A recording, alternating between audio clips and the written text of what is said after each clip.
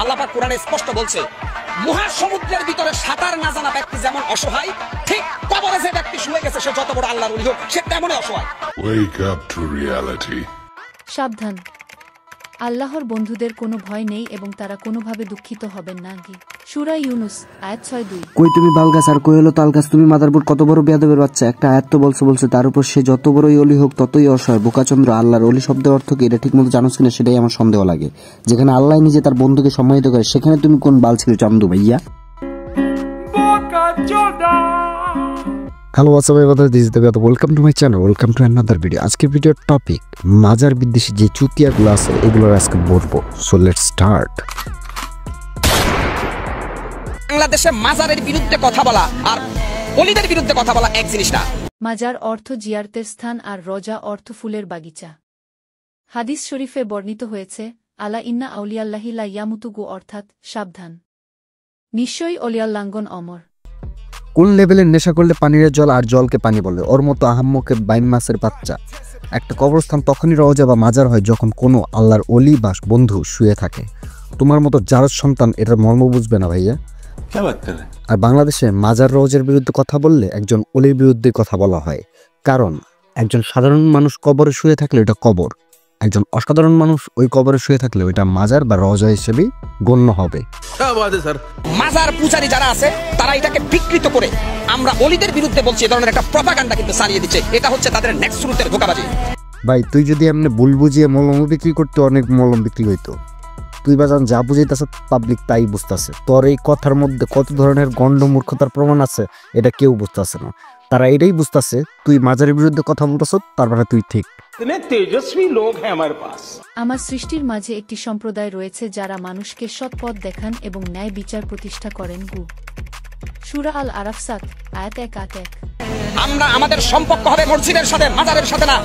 মলম ব্যবসায়ী ছাগলের 3 নম্বর বাচ্চার মতো খালি চিল্লায়। যখন তোমার দাদারা গৌর গোবিন্দের বংশধর সুরমা নদীর নৌকা চলাচল বন্ধ করে দিল, তখন আল্লাহর ওলি হযরত শাহজালাল রহমাতুল্লাহ 360 জন আউলিয়া নিয়ে জায়নামাজে করে আল্লাহর সাহায্যে ওনার মাধ্যমে কারামত দেখে সুরমা নদী পার করে ধর্মপ্রচার শুরু করে।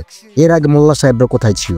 মূল বিষয় হলো মসজিদ এবং অলি আল্লাহ দুইটা বিষয়ের সাথেই অ্যাজ এ মুসলমান সম্পর্ক রাখতে হবে, হোক জীবিত হোক বা মৃত, কারণ তারা আল্লাহর বন্ধু এবং আমাদের জন্য রহমত স্বরূপ। স্পষ্ট কোরআনে কারিমে আল্লাহ পাক ইরশাদ করেছেন, কবরের উপরে বিল্ডিং বানানো যাবে না। আমি কি আল্লাহটা শুনবো নাকি এদেশের তথাকথিত নাস্তিক বুদ্ধিজীবীদের কথা শুনবো? 2 টাকার চুতিয়া বাইম্মা সুকারের বাচ্চা আল কোরআনের কোথায় মাজার ভাঙার কথা উল্লেখ আছে? কোন সূরা কোন আয়াত বললি না? ও বলবি কেন? তোদের মতো তো মলম বিক্রেতা স্বভাবে আদা বুঝা গাদার কাজ করা। সালাফি ওয়াহাবি মতাদর্শে খালি চিল্লায় মলম বেচা। যখন আরবের ওসমানিয়া খেলাফতের পতন ঘটে তখনই সালাফি আন্দোলন ও ওয়াহাবিজম আন্দোলনের ক্ষেত্রে হঠাৎ গাইবীভাবে উত্থান করে এই প্রমাণগুলো। এই আল কোরআন ও হাদিসের কোথাও সরাসরি মাজার ভাঙার কোনো উল্লেখ নেই, আর যে হাদিস আছে সেগুলোর কোনো ভিত্তি নাই। আমার তো মনে হয় যদি শাহজালালকে আল্লাহ আরেকবার ফিরে দিত, শাহজালাল সিলেটের খাদেমকে আগে জবাই করতো যে বেটা বদমাইশ, আমি এসেছি এই জমিনের মধ্যে ইসলামকে কায়েম করার জন্য, আর তুই আমার পূজা করে আল্লাহর সাথে নাফরমানি করতেছিস। না, এটা শাহজালালের শিক্ষা হতে পারে না। তোমার মতো চুলপাকনা হকারের মনে করাতে কিছু আসে যায় না। হযরত শাহজালাল যদি বেঁচে থাকতো খাদেম কেনা, তোমার মতো বোকাচন্দ্রের সাহস হতো না আল্লাহর ওলিদের বিরুদ্ধাচরণ করা। মাজার জিয়ারত যদি পূজা হয়ে যায়, মাজার খাদেম যদি পূজাই করে থাকে, তোমাদের মতো তথাকথিত মোল্লারা কি করে?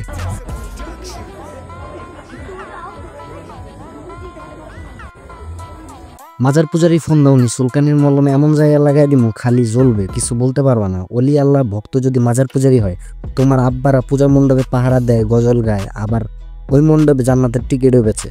তারা এক সময় বলতো মণ্ডপে যাওয়ার দেখা হারাম, বিদাত। এখন কোথায় গেল তারা? তোমাদের হারাম জায়েজ না যায়।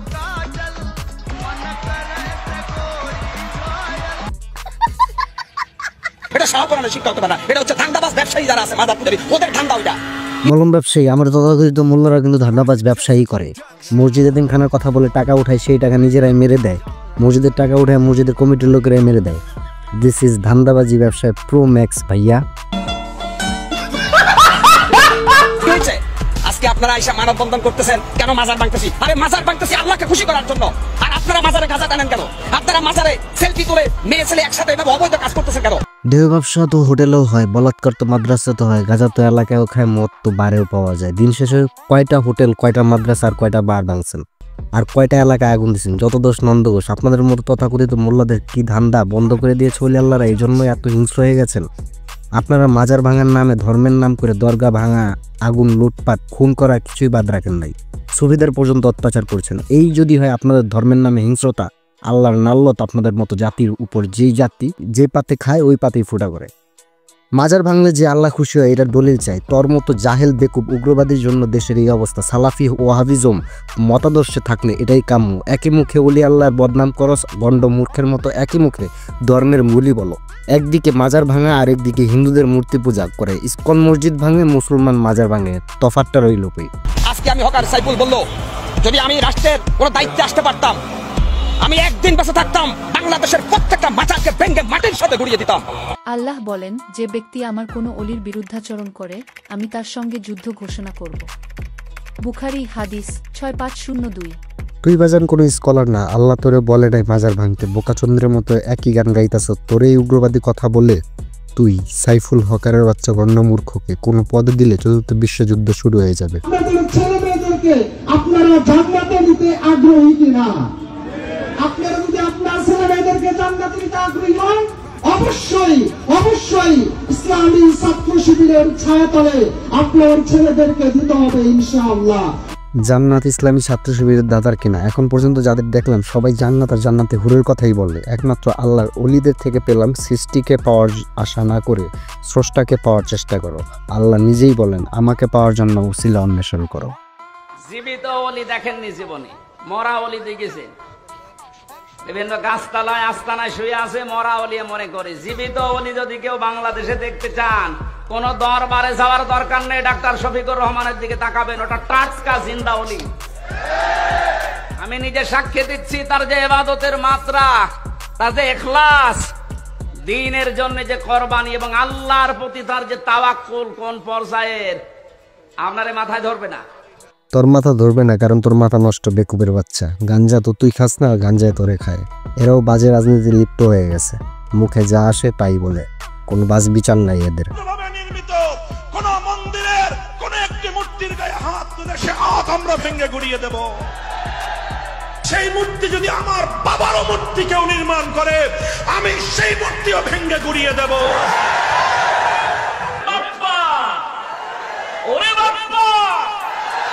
এরা নিজেদের স্বার্থে সময় সময় হাদিসে চেঞ্জ করতে সক্ষম, কারণ গোড়ায় গোড়ায় তাদের মতো লোক বসে আছে কুণ্ডলি পাকিয়ে, একই মুখে দুই রকমের কথা বলে।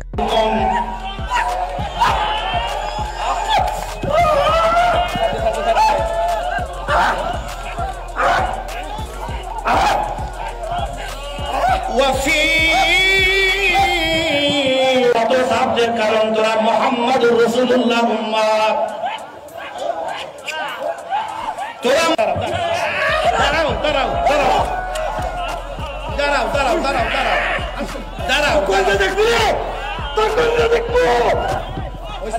এত পরিমাণ ডেসপারেট চুমা দেওয়ার জন্য এরা মনে হয় তাদের সহধর্মিনীদেরও এভাবে চুমা দেওয়ার জন্য উতাল পাতাল লাগায় না, যেভাবে তারা চুমা দেওয়ার জন্য উতাল পাতাল লাগাই দিছে। দিন শেষে তাকে ধর্ষণ করে ফেলবে মনে হয় চুমাইতে চুমাইতে।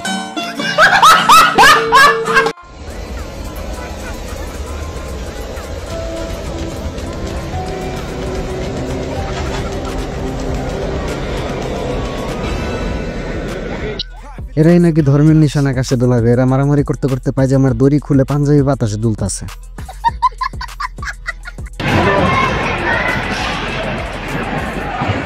মানুষ কত নিম্নগামী হলে এই কাজটি করতে পারে।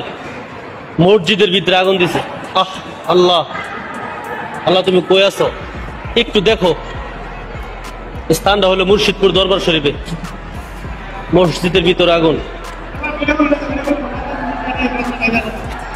এরা সালাফিজম ওয়াহাবিজমের মতাদর্শে ধর্মের নামে সুফিদের মারছে, জ্বালাও পোড়াও, ভাঙচুর, লুটপাট, আগুন দিচ্ছে। এরাই ধর্মের নামে মানুষ হত্যা করছে। লেবাসদারি মুসলমান এরা হিন্দুদের থেকে অদম হয়ে যাচ্ছে দিন দিন।